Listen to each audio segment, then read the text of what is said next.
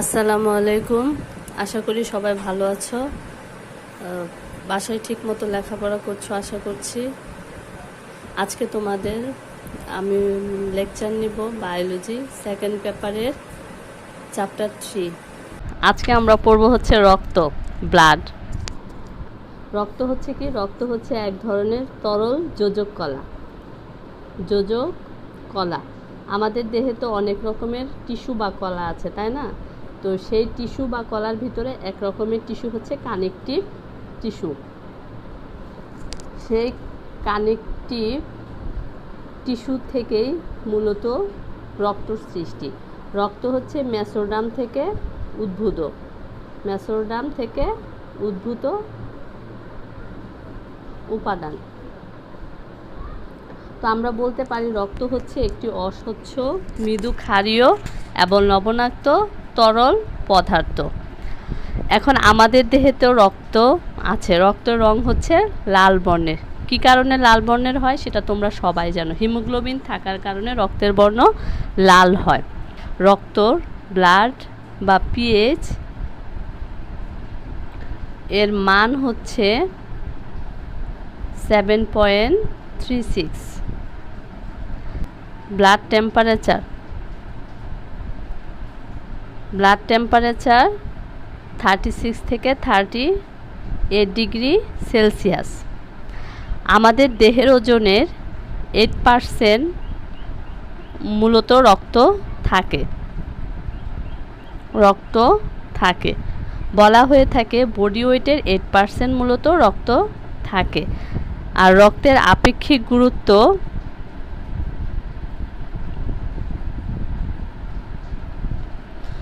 1.065, যা পানির চেয়ে বেশি। পানি অপেক্ষা বেশি। তো আমরা কি বলতে পারি? তোমরা বলতে পারো, যদি জিজ্ঞেস করা হয় রক্ত কাকে বলে, তাহলে বলতে পারো রক্ত হচ্ছে এক ধরনের তরল যোজক কলা। রক্ত হচ্ছে একটি অস্বচ্ছ, মৃদু ক্ষারীয় এবং লবণাক্ত তরল পদার্থ। এটি মেসোডার্ম থেকে উদ্ভূত এবং এই জন্য একে বলা হয় ফ্লুইড তরল। কি বলা হয়? ফ্লুইড তরল। এখন আমরা পড়ব রক্তের উপাদান। রক্তের উপাদানের ভিতরে রক্ত হচ্ছে দুটি উপাদান নিয়ে গঠিত। একটি হচ্ছে রক্তরস বা প্লাজমা, আরেকটি হচ্ছে কি বলতো? রক্ত কণিকা। এই রক্তরস বা প্লাজমা, যেটা এখন আমরা বর্তমানে যে আমাদের কোভিড-19 চলছে যে রোগটা, সেই রোগের এখন আমরা কি এটা একটা চিকিৎসা হিসেবে মূলত ব্যবহৃত হচ্ছে এই রক্তরস বা প্লাজমা। এটাকেই মূলত কি করা হয়? সংগ্রহ করা হয়। তারপর একজন আক্রান্ত ব্যক্তির দেহে একজন সুস্থ ব্যক্তির রক্তরসটাকে প্রবেশ করানো হয়, যেটাকে বলা হয় প্লাজমা থেরাপি, যেটা তোমরা অনেকেই শুনে থাকবে। সো আমরা যখন রক্তের উপাদান পড়ব তার আগে একটি কথা বলে নেই, সেটি হলো এই যে রক্ত থেকে আমরা যে উপাদান দুটো থাকে সেটা কিভাবে বের হয় পরীক্ষাগারে একটি টেস্ট টিউব নেওয়া হয়।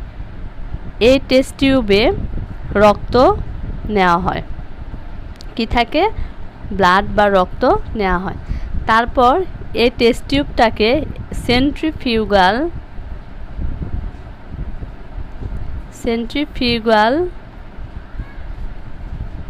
মেশিনে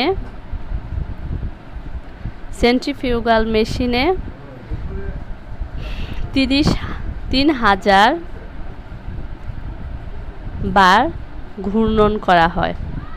তারপর সেই রক্তটা দুটি ভাগে ভাগ হয়ে যায়। সর্বোচ্চ বেশি 55% যে ভাগটা হয়, উপাদানটা হয়, সেটা হচ্ছে রক্তরস বা প্লাজমা। আর যেটা নিচে রক্তরসটা মূলত পাতলা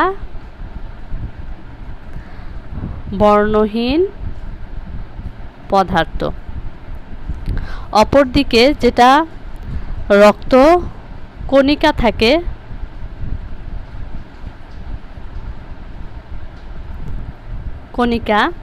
সেটা কি থাকে? গাঢ় এই গাঢ় অংশটা থেকে রক্তকণিকা, যেটা হচ্ছে আমরা কি 3টা রক্তকণিকা থাকে যেটা আমরা পড়ব, সেই রক্তকণিকা। তাহলে তোমরা বুঝতে পারছো সেন্ট্রিফিউগাল মেশিন, যে সেন্ট্রিফিউগাল মেশিনে 3000 বার ঘূর্ণনের ফলে যেটা হয় ব্লাডটা, রক্তটা 2টা ভাগে ভাগ হয়ে যায়, একটা হচ্ছে রক্তরস আর একটা হচ্ছে রক্তকণিকা। তাহলে আমাদের দেহের 55% হচ্ছে রক্তরস আর বাকি 45% হচ্ছে রক্তকণিকা। এখন আমরা পড়ব যে রক্তের উপাদান, সেই রক্তের উপাদান যে রক্তরস বা প্লাজমা আমরা পড়লাম। এই রক্তরসটা মূলত 2 ভাগে বিভক্ত হয়ে যায়। একটা হচ্ছে পানি, রক্তরসে থাকে পানি, যেটা হচ্ছে কত 90 থেকে 92%, আর কঠিন পদার্থ সেটা হচ্ছে 8 থেকে 10% থাকে, যেটাকে আমরা বলতে পারি solid subject.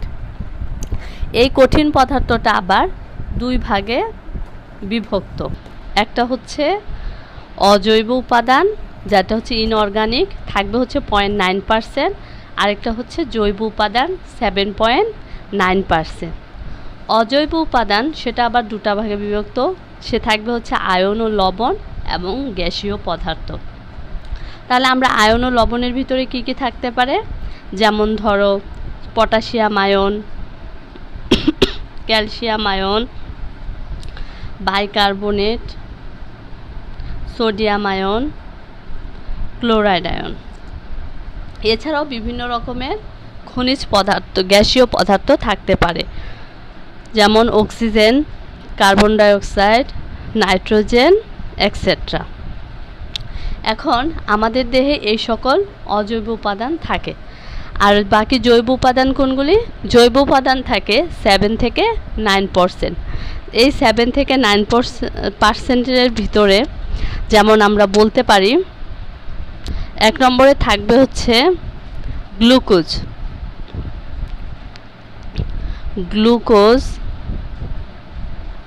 গ্লুকোজে amino acid, fatty acid ইত্যাদি। এছাড়াও এতে প্রোটিন উপাদান থাকবে, যেমন অ্যালবুমিন, গ্লোবিউলিন। এই অ্যালবুমিন আর গ্লোবিউলিনের কাজ হচ্ছে রোগ প্রতিরোধ ক্ষমতা সৃষ্টি করা। অপরদিকে ফাইব্রিনোজেন থাকতে পারে, যেটা হচ্ছে রক্ত জমাট বাঁধতে সাহায্য করে। এছাড়াও আমরা বলতে পারি 3 নম্বরে থাকতে পারে হচ্ছে বিভিন্ন রকমের বর্জ্য পদার্থ, যেমন ইউরিয়া, ইউরিক অ্যাসিড,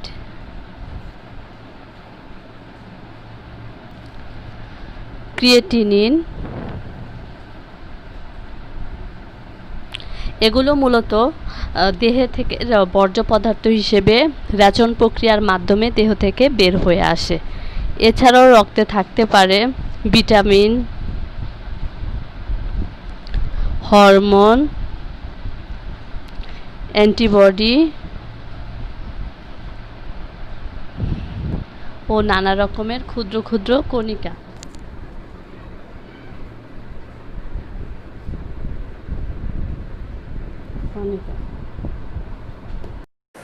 আশা করি লেকচারটা তোমরা বুঝতে পেরেছো। আগামীতে আবার নতুন আরেকটি লেকচার নিয়ে তোমাদের সামনে হাজির হব। সেই পর্যন্ত তোমরা ভালো থেকো আর ঠিকভাবে লেখাপড়া করো। আল্লাহ হাফেজ।